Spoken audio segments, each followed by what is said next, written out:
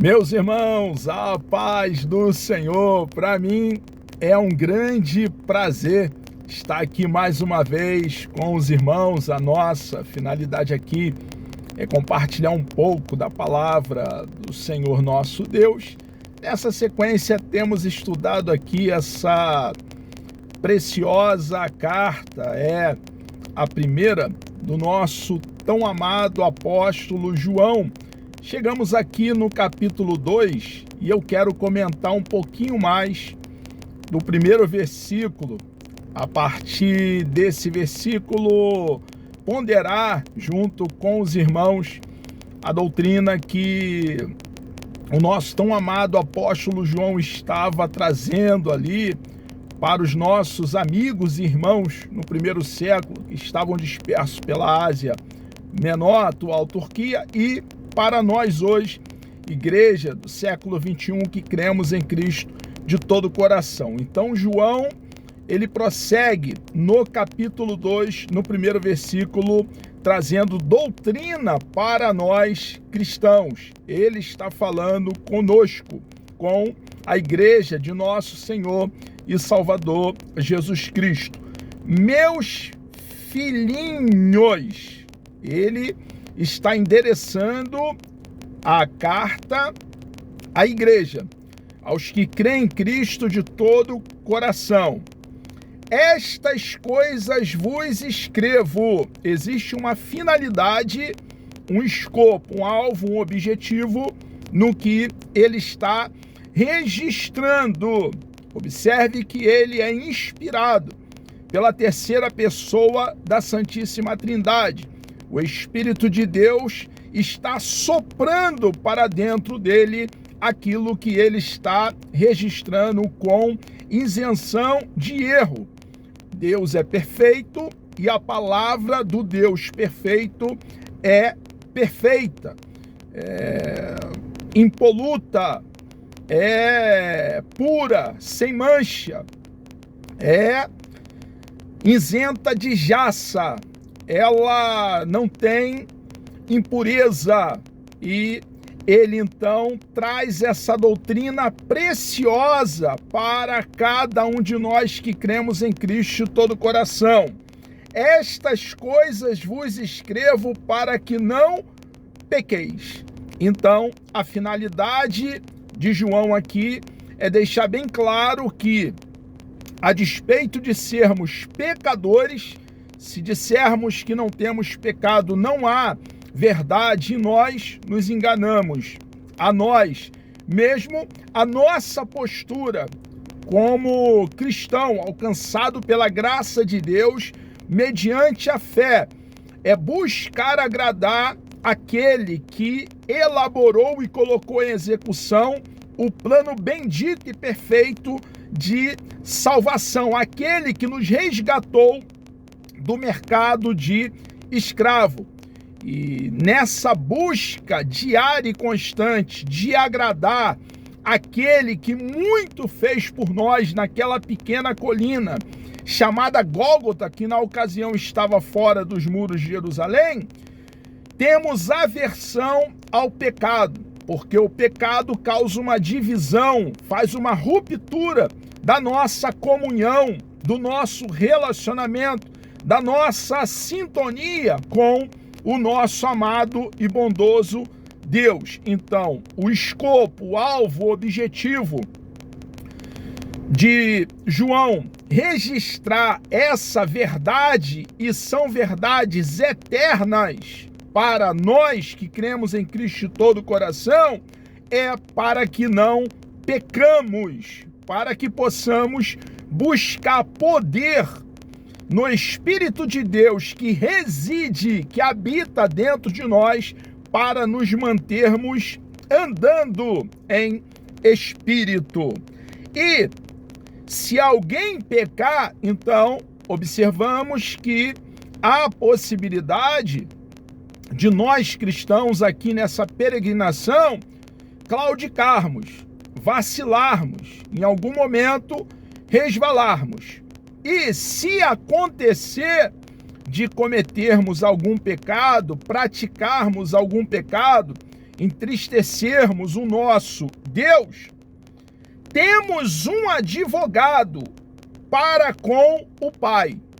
E ele completa, deixando bem claro que esse advogado, esse paracleto, esse consolador, esse que nos ajuda, é o nosso Senhor e Salvador Jesus Cristo. E ele ainda prossegue, ele não estaca dizendo que o nosso advogado é Jesus Cristo. Ele prossegue dizendo o justo. Então, irmãos, cabe a nós cristãos que cremos em Cristo de todo o coração descansar, certo de que temos um advogado. E esse advogado, ele é justo, ele é fiel, ele é verdadeiro. E nós temos esse advogado que também é o nosso mediador, o único mediador entre Deus e nós, que intercede por nós junto a Deus Pai. Nós que cometemos alguns deslizes, mesmo depois de crermos em Cristo de todo o coração, em algum momento, o príncipe da potestade do ar, o diabo, vai querer nos acusar, lançando seus dardos inflamados na nossa mente, no nosso coração.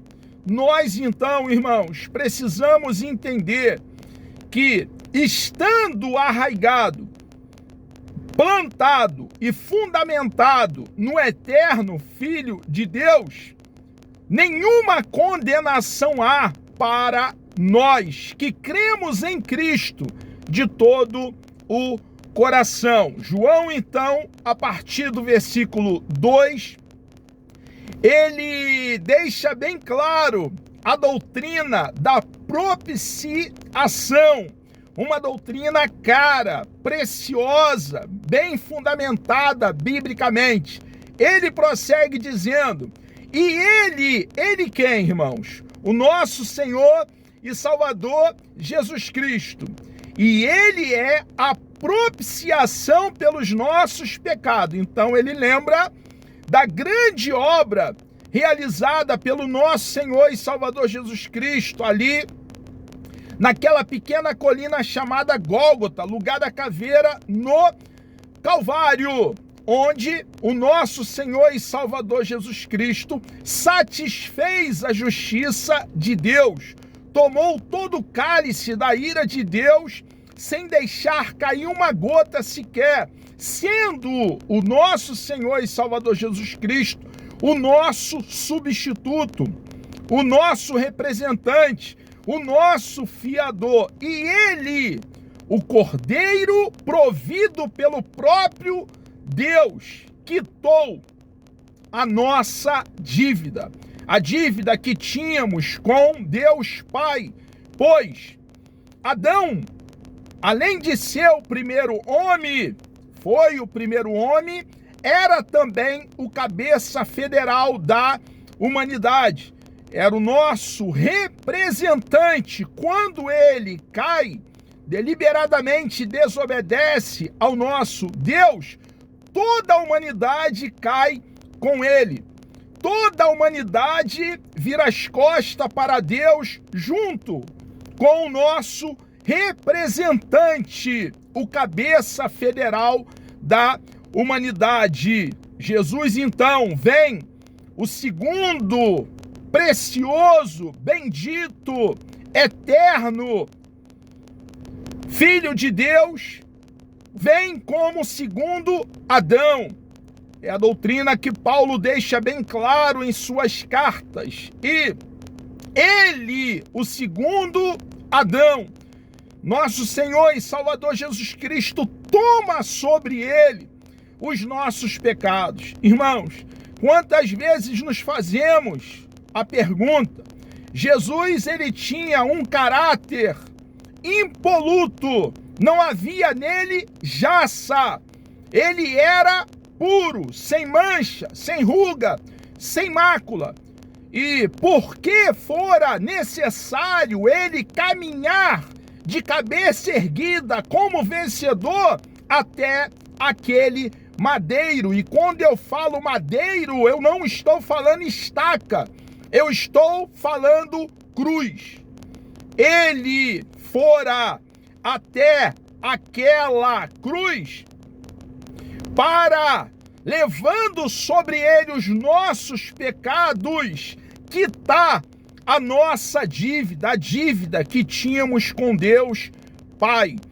E o apóstolo João aqui, ele traz a memória da igreja do primeiro século, nossos amigos e irmãos que ali estavam, que criam em Cristo de todo o coração, e a nós hoje, igreja no contexto odier, nos dias atuais, no século 21, a doutrina da propiciação, irmãos. Ele, Jesus, torna Deus favorável a nós. Agora, nós não caminhamos mais para juízo, condenação e inferno. Agora, tendo a justiça de Jesus imputada a nós, quando cremos, fomos justificados, ao contrário de caminhar para juízo, condenação e inferno, estamos em marcha para os braços daquele que proveu eterna salvação para cada um de nós. Somos agora filhos de Deus. Agora somos cidadãos dos céus. Agora desfrutamos de paz com Deus, como está claro em Romanos capítulo 5, versículo 1. Mas João, ele não estaca aí, meus irmãos, minha irmã, meu irmão, nós, a igreja, precisamos entender que a obra tem um alcance vasto e muito amplo. E ele prossegue dizendo, e não somente pelos nossos. João está preocupado aqui, irmãos, em nós não vivermos no ócio, de braço cruzado em uma rede, tomando água com coco, água de coco. Ele está aqui preocupado que entendamos que precisamos cumprir a nossa missão de, como arauto, proclamar o Evangelho, a boa notícia de salvação, a mensagem que dá vida a mortos. E olha, irmãos, que preciosidade a doutrina. E, lembrando a igreja do primeiro século, nossos irmãos que estavam ali por aquela região da Ásia Menor, atual Turquia, e a nós hoje, igreja, que cremos em Cristo de todo o coração, temos Jesus, o Emanuel, o Deus conosco, como nosso cabeça da igreja e salvador do corpo, que é a sua própria igreja. Olha o que ele aqui está nos lembrando. E não somente pelos nossos o quê? Pecados, mas também pelos de todo o mundo. Sabe o que ele está dizendo aqui? A obra vicária de nosso Senhor e Salvador Jesus Cristo, a morte de Cristo, fora por toda a humanidade. Ele morreu para nos salvar e ressurgiu dentre os mortos para a nossa justificação. E precisamos manter acesa em nosso coração que existe muitos Saulos de Tarso aí no planeta Terra, e nós precisamos fazer com que o Evangelho, que é o poder de Deus para salvação de todo aquele que crê, alcance esses que estão nesse momento longe de Deus, afastado de Deus, distanciado de Deus, como você e eu, que cremos em Cristo de todo o coração, um dia estávamos. Mas fomos feridos pelo Evangelho e Jesus fez uma grande obra em nossa vida, uma mudança radical e completa. Aconteceu quando nós nascemos de novo, o ato da regeneração. Fomos inseridos ao corpo de Cristo, justificado quando cremos e adentramos nesse processo de santificação, onde o fruto do Espírito continua amadurecendo e crescendo diariamente dentro de cada um de nós. Precisamos então entender que o grande plano de salvação, a obra realizada pelo nosso Senhor e Salvador Jesus Cristo, deve ser anunciada no poder do Espírito Santo. Recebemos dotação de poder para testemunharmos, falarmos do grande feito ali naquela cruz. Amados, chegamos aqui ao término de mais uma exposição, Deus nos dando vida até lá. No próximo encontro, nós seguiremos aqui falando a partir do capítulo 2, do versículo 3. Vamos orar? Deus amado, nós louvamos o teu nome. Obrigado pela tua bondade, pelo teu grande e imenso amor. Ó Pai, pelo teu cuidado com cada um de nós. E pedimos, ó Pai, coragem, unção, poder, para continuar cumprindo a nossa missão, proclamando a tua palavra, dando um corte reto e pregando de forma genuína, meu Senhor. Pai santo e bendito, ajuda-nos, ó Pai. Precisamos do Senhor. Pedimos também uma bênção especial sobre a vida de todos aqueles que estarão assistindo mais essa exposição da tua palavra. Nos dê um dia, por favor, meu Deus, abençoado por ti. É a nossa oração feita em nome de Jesus.